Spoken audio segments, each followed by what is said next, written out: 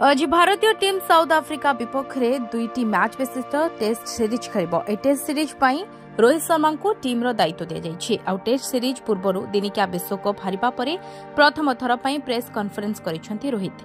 एथिरे विश्वकप पराजय, टेस्ट सीरीज चैलेंज और युव खेलाड़ी को नहीं निजर मंतव्य देइछंती। प्रेस कॉन्फ्रेंस रे रोहित कहिसेंती मोहम्मद सामी अनुपस्थिति टीम को द्वंद्व में पकाइब, किंतु युव खेलाड़ी पाखरे बढ़िया सुजोग रही।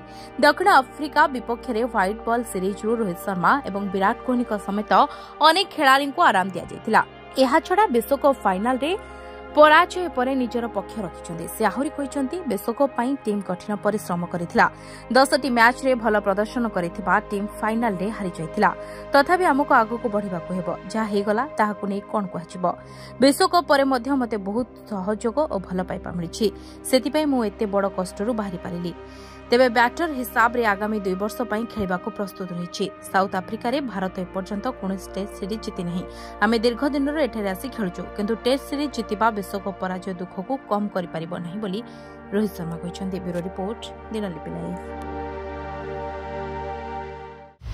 आशा करूछु वीडियोटी आपनको भल लागिथिबो। एबोले अपडेट खबर जानिबा पई दिनलिपि लाइव सहित जोड़ी रहंतु। आम चैनल को लाइक, शेयर, सब्सक्राइब करंतु एवं बेल आइकन को क्लिक करंतु। धन्यवाद।